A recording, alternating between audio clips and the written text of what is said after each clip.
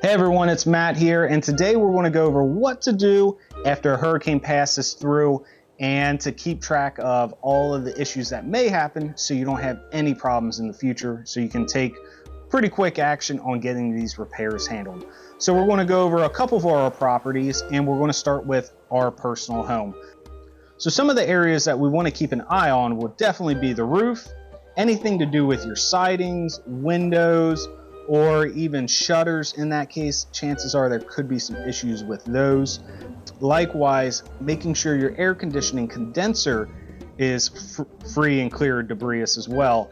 So we're going to take a look at that, as well as any landscaping. We need to make sure that there are no fallen trees for one, but any damage that could potentially happen in the future from those fallen trees, or let's say a limb is dead and it's just dangling and hanging there. We want to make sure everyone's aware of it, or more than likely try to get it down out of the tree. And more with landscaping, because the water more than likely rose all around your property, or if you didn't have it as bad as we do here in the low country, if you're up a little bit, keep in mind your easements may get blocked, so we want to go through and take a look at all those. But effectively, what we want to do when we're checking out the landscaping is making sure that any area that has, let's say, pine straw or any accent grass, potentially watch out for bugs and critters is what I'm essentially getting at, because you got to think they probably haven't eaten in a week or so.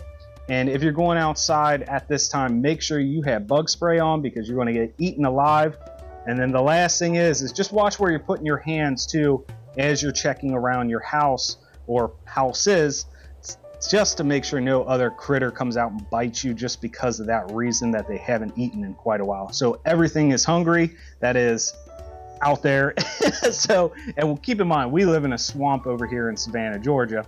So the critters that are around here, you don't want to be bitten by. So let's go through and walk the property, and I'll show you what we look for.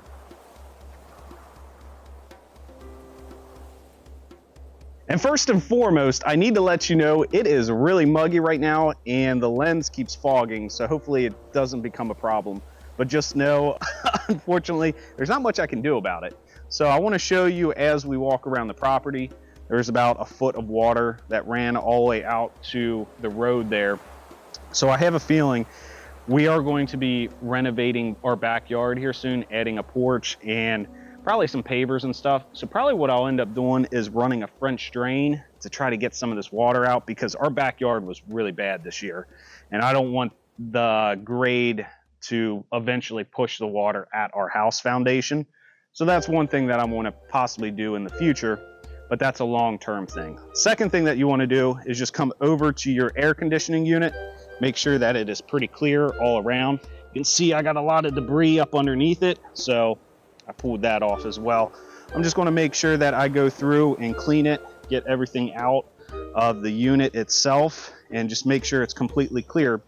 The reason why is because per my HVAC installer, I want to say probably 30 to 40% of his calls are just due from the unit getting clogged, and that's what's causing the issues.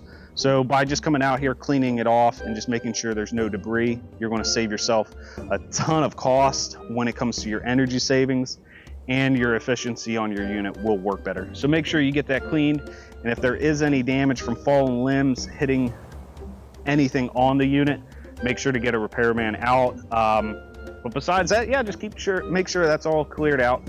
Also, walk around the house, and you can see I've got all these pine cones piling up. This is just going to allow more things to hide up under it. So I'll probably rake all this up and reinstall. Yeah, I think I'll probably put new pine straw down.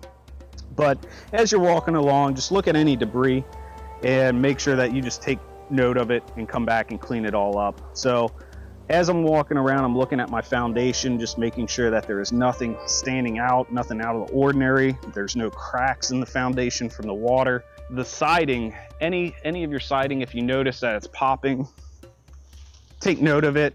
Same thing with your shutters. So these vinyl shutters are very fragile. Kind of give them a little push, a little pull. Don't pull too hard if you got the plastic ones. The reason I say that is because there's literally nothing holding them up. Oh, I actually got one that's broken right here. I installed metal screws on ours. I got rid of the plastic things, but you can see this one popped off, probably because of the rain, because of the wind just pulling it. So what I'm going to actually do is install a new screw and get a new concrete anchor. So then that way I can lock that back in and it's not flapping or going to cause any issues of it possibly breaking off. Also walking around, I'm noticing a lot of spots such as this, and that's just where water piled up coming off of the roof. So I have a feeling my roof is also covered in pine straw. Well, actually it's not bad here. So I got a little bit, but I want to make sure to get all that pine straw off the roof and make sure there's no issues as I climb up on the roof as well. But from here, we're just going to do a general assessment of looking up at the roof. Doesn't look too bad, but the one thing that I do notice is I have a lot of black algae growth going on. It's kind of hard to see. I'll step over on the other side. But the black algae growth, actually, if you have an insurance claim, one of my friends that is in insurance, she literally has had issues where claims are being denied because of that black algae. So you can see over here where I did a little test. It's a little square. It's kind of faded a little bit, but what I'm going to end up doing is doing 50% bleach, or not bleach, 50% pool chlorine, and then 50% water. I'm going to spray it up on there, and that will kill all the black algae, and that's those black streaks that you see. And I'm going to do that before I file a claim because I have a feeling I have some shingle damage up there, but more so, my roof is getting almost to, I think, year 20 or so on it, so it's time to start considering replacing that. With that said, let's go back to checking out for any issues or damage. Don't really see anything against the siding. I already power washed this before the storm, but you can see I got all this growth coming up now. I'm gonna come back through, spray it. Oh no, unfortunately my blackberry bush looks like it cracked over. So I'm gonna have to come back out here. I have these stakes that were holding it up, but I think I'm gonna have to build something a little different and stronger because you can see it snapped right there. So unfortunately, it looks like I'm gonna have to cut my blackberry bush back quite a bit. Coming back around here, I see a lot of water going up on my fence. So I'll probably end up digging a little bit of that out. It's probably from where the pine straw got built up right there. And clearing that out should definitely help out quite a bit. And back in the back, I definitely have a ton of pine straw up on the roof. So you want to get that off. The other thing too is with that pine straw up on the roof, be aware that fire ants can be up in there. I can't tell you how many times I've been up on a roof pulling that stuff off and a fire ant nest is moved in. It's wild how high they will go up, and that looks pretty ripe for a fire ant nest. Likewise, if you have a lot of standing water in your backyard, like I do, it's really because of the grade, how old the soil is. It's really, we're all built up on sand. So when we when we redo our backyard, I'll probably add in more dirt, put a different grade in to get that water away, and I'll probably run French drains. This side was the worst compared to the other. So I'll probably put French drains in definitely on this side because you can see the standing water right there, but I'll get it all the way out to the road itself. But lo and behold, we got more things that have fallen. I don't really see too many damage going around, so that's a good sign. But you just essentially want to walk around your house, keep going. And the one thing I did want to point out, so when we bought our house, these were all rotted. You can see it's all the way down. But these door frames themselves, they're not really made for the exterior like this. They have these little guards up. Oops, little bug. You can see them right there. Well, I used an oscillator tool, a multi-tool, and I cut these down so the water could come off of it. But be aware, if you don't have these little cuts in it, water just sits in here and it will rot all your door frames. So every single one of these were rotted out, and I had to replace that with purchasing the house. But just be aware, if you got a lot of standing water there, it could be an issue. Speaking of standing water, my garden in the backyard died. Looks like my kale died. I think I actually got the wrong pot. So I'll have to go through, cut holes at the bottom of that again and make them bigger. And my okra doesn't look so good. Just everything looks overwatered, and my plants, they toppled over. My tomatoes. Celery's, for some reason, staying okay, but I don't think my zucchini made it. Nope. You can see everything's just overwatered. I got weeds growing in there now just because I haven't been able to get back here, which is unfortunate, but that's the beautiful thing about a garden. You can always hop onto it next year or in winter. And with ours, I think I'm gonna raise it up and actually irrigate it a little better, because I've noticed every single year about this time, my garden seems to get overwatered. It's unfortunate, but it is what it is. All right, so that's walking around this property. Now we're gonna go out to our rentals. I've had 3 calls of issues, so we're gonna go take a look at what's going on over there. It does seem like I got some roof damage and some siding damage. So let's go check it out, shall we? All right, so over here at the property in Garden City, it does look like the gutters are full. I walked around the property already, and in the back we do have some limbs that have fallen down, so I'm gonna get that addressed. We do have some pooling water, and this was my main concern.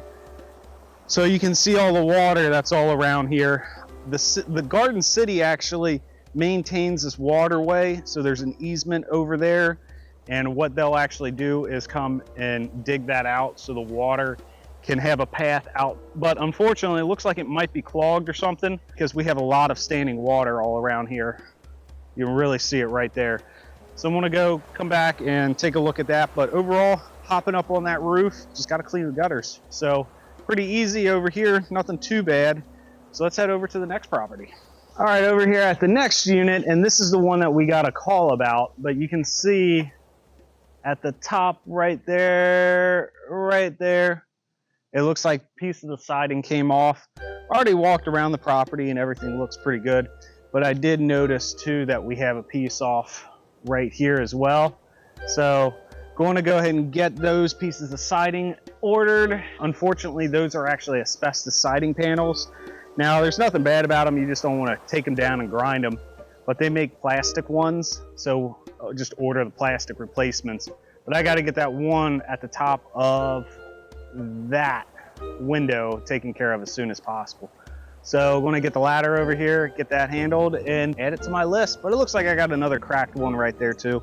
Might as well replace all 3. I'll replace all 3 of those. So nothing too crazy. Already walked around that one.